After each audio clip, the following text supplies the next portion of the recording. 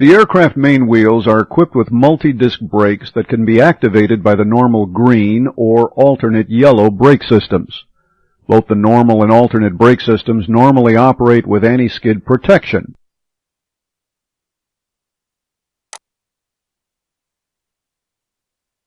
The flight deck controls and indicators consist of the brake pedals, the auto brake panel, the parking brake handle, the brakes and accumulator pressure indicator, the anti-skid and nose wheel steering switch, and the ECAM wheel page. The brake temperature of each main gear is monitored and displayed on the ECAM wheel page. The main wheels have fusible plugs that melt to release tire pressure in the event of brake overheat. The fusible plugs reduce the chance of a tire explosion caused by brake overheat. The brake temperature normally displays in green. A green arc appears over the hottest wheel when one brake temperature exceeds 100 degrees Celsius. The arc becomes amber, and an ECAM caution appears when the corresponding brake temperature exceeds 300 degrees Celsius. The main wheels also have the optional brake cooling fans installed.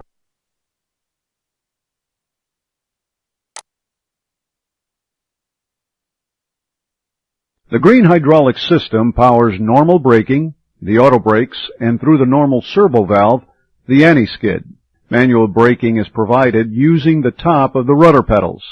Auto brakes are selected by pressing one of the deceleration rate push buttons, low, medium, or max, on the auto brake panel.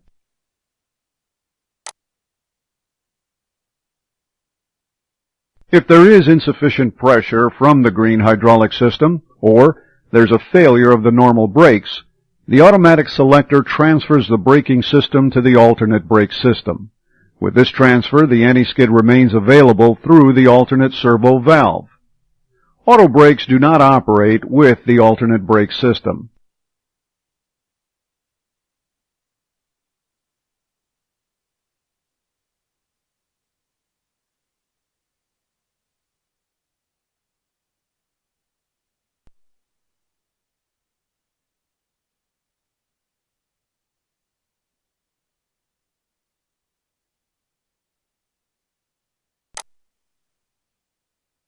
When the alternate brake system is operating, alternate brake is displayed in green on the ECAM wheel page.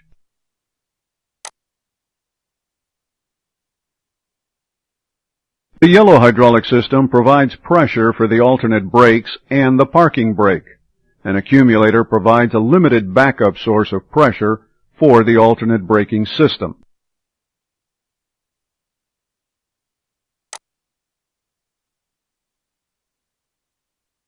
The brakes and accumulator pressure indicator displays available accumulator pressure and individual wheel brake pressure for the alternate braking system only. The accumulator pressure indicates yellow system pressure if the system is pressurized by the yellow engine-driven pump or the yellow electric pump. If the yellow system pressure is lost, the accumulator pressure will be diminished with each application of the alternate brake system.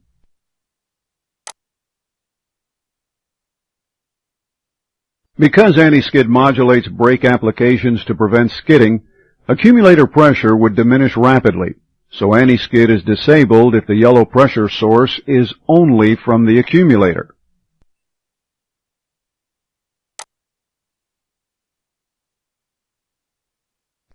All braking functions, normal and alternate, anti-skid, auto brakes, and brake temperature indication, are controlled by a two-channel brake and steering control unit, or BSCU. The aircraft is capable of these four braking modes: normal braking, alternate braking with anti-skid, alternate braking without anti-skid, and parking brake. The next frame shows an overview of these four braking modes. Normal brakes operate with green system pressure and provide anti-skid protection whether the brakes are manually applied or are applied through auto brake operations. Alternate brakes with anti-skid operate with yellow system pressure through manually applied brakes. Auto brakes are not available in this mode. Alternate brakes without anti-skid operate with the accumulator pressure through manually applied brakes.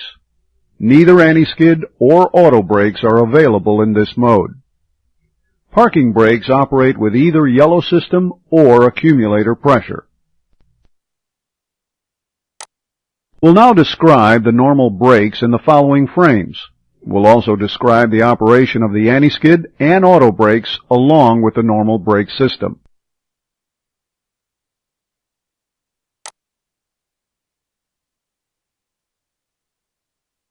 This frame shows the braking diagram with normal brakes operating.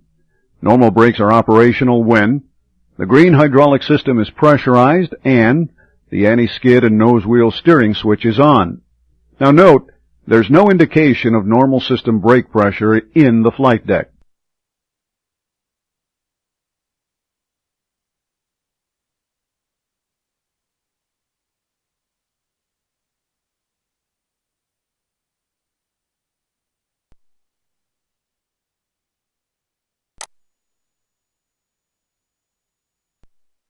During normal braking, anti-skid operates and auto brakes are available.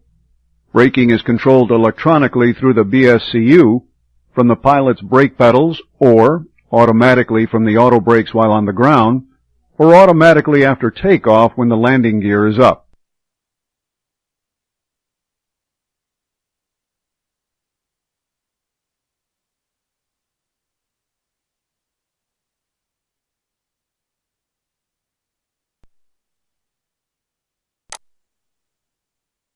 The anti-skid is selected on by the anti-skid and nose wheel steering switch. Anti-skid is controlled by the BSCU via the normal servo valves. The anti-skid and nose wheel steering switch is normally on, and with green system pressure available, both the nose wheel steering and anti-skid are operational. If green system pressure is lost, the yellow system takes over to operate the alternate brakes, and anti-skid remains available.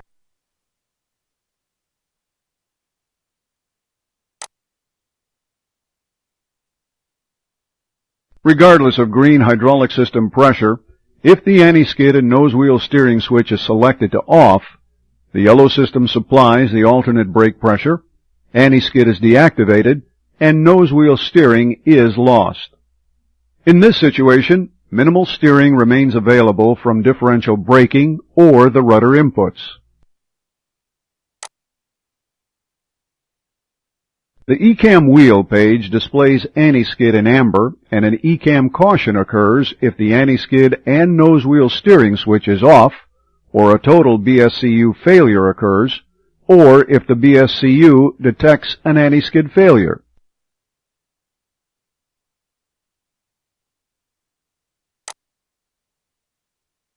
Normally, the anti-skid system is on and operates with manual braking and auto brake operation. Anti-skid produces maximum brake efficiency by releasing braking just before an impending skid. This is accomplished by the BSCU monitoring the wheel speed through the wheel speed tachometers and comparing that speed with the aircraft reference speed.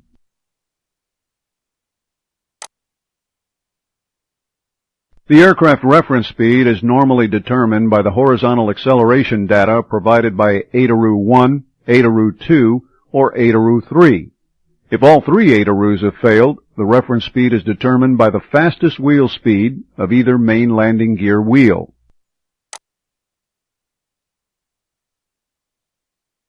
An impending skid condition is detected. The BSCU provides brake release through the normal servo and the alternate servo valves. The release signal is also provided to the ECAM wheel page and is displayed by release indicators.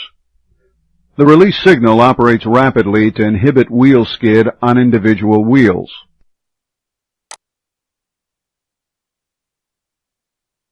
Normally, the release indicators display momentarily after the landing gear has been lowered.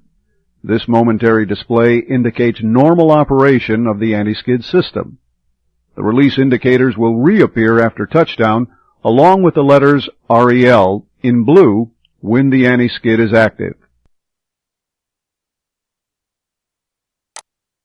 Anti-skid operation is automatically deactivated at ground speeds less than 20 knots.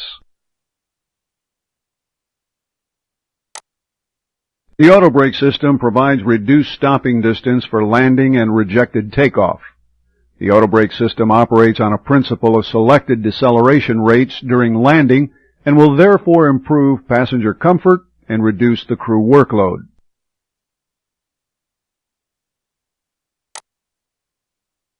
Auto brake arming requires normal pressure in the green hydraulic system, anti-skid must be powered, at least one functioning ADARU, and no failures in the braking system.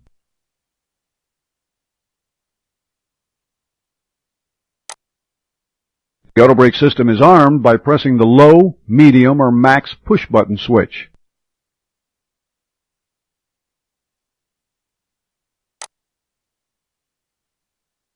Max is normally used for takeoff, while low or medium are normally used for landing. A blue on light illuminates in the selected push button to indicate positive arming, and auto brake displays in green on the ECAM wheel page along with the selected mode.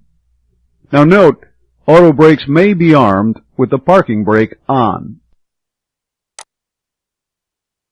Auto brake operation commences upon extension of ground spoilers.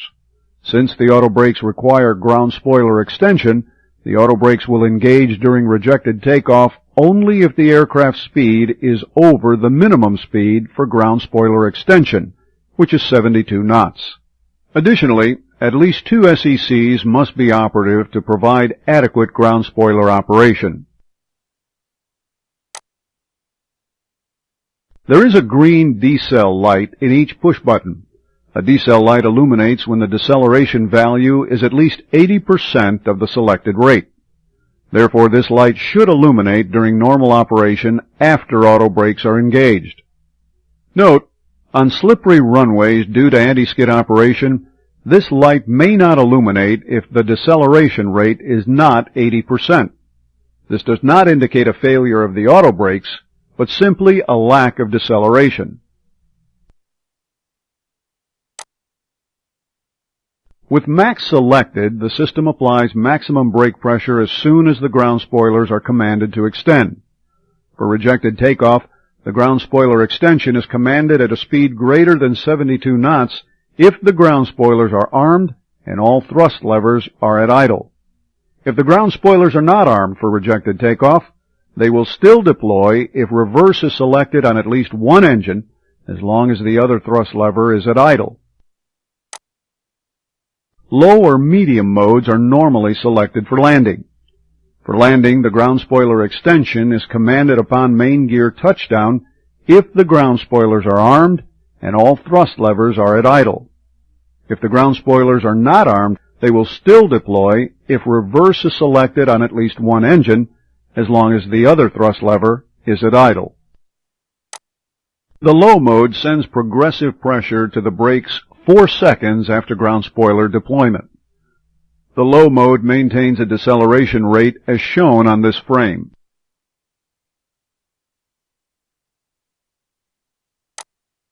The medium mode sends progressive pressure to the brakes 2 seconds after ground spoiler deployment.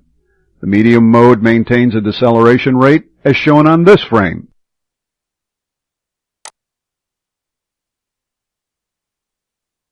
During landing or rejected takeoff, the auto brakes are disarmed by pressing the selected mode push button, or if one of the arming conditions is lost, or a brake pedal is deflected to more than the applied auto brake level, or the ground spoilers retract. The display of auto brake on the ECAM wheel page flashes green for 10 seconds after auto brake disengagement.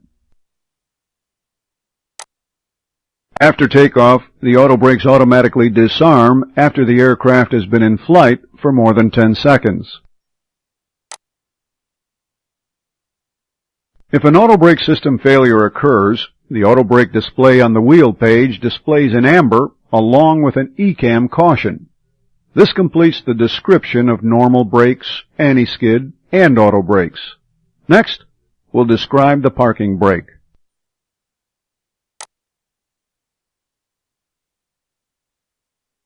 This frame shows that the parking brake uses yellow system or accumulator pressure to supply brake pressure by opening the parking brake control valve through the dual shuttle valve.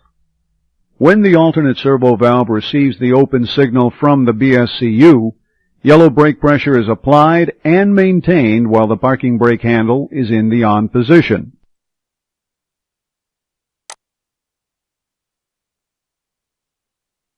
To set the parking brake, pull the parking brake handle and turn it clockwise to on. When the parking brake is set, the ECAM memo page displays Park Brake. Note, it's not necessary to depress the brake pedals to set the parking brake.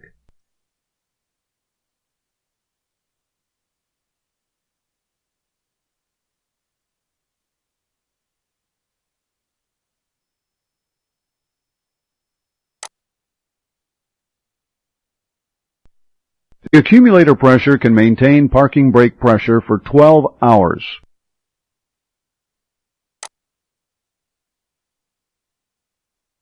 To release the parking brake, lift and turn the parking brake handle counterclockwise to off. It's not necessary to depress the brake pedals to release the parking brake.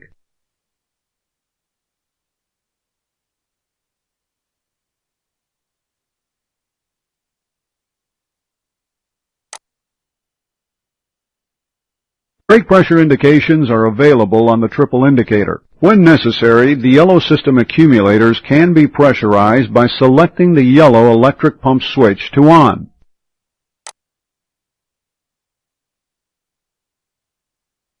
When the parking brake is selected to on, all other brake pressure sources are deselected. However, if no yellow system or accumulator pressure is available when the parking brake is activated, then the normal braking system can be applied via the brake pedals. This completes the description of the parking brake. Next, we'll describe the alternate brake system with anti-skid operation.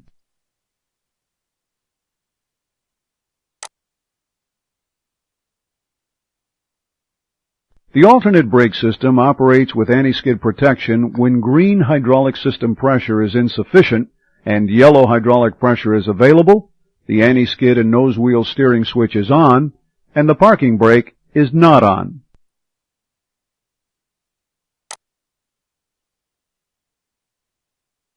The available accumulator pressure for alternate brakes and the applied alternate brake pressure is displayed on the brakes and accumulator pressure indicator, the triple indicator. Next, we'll describe the operation of the alternate brakes without anti-skid.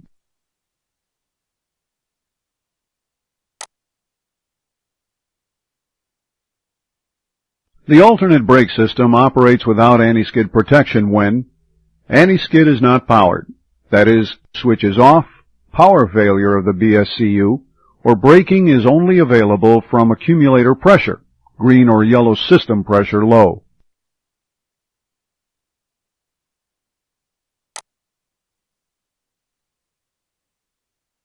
In this situation, with the anti-skid inoperative, the alternate servo valves open to allow full brake pedal pressure to be applied to the brakes through the dual valve.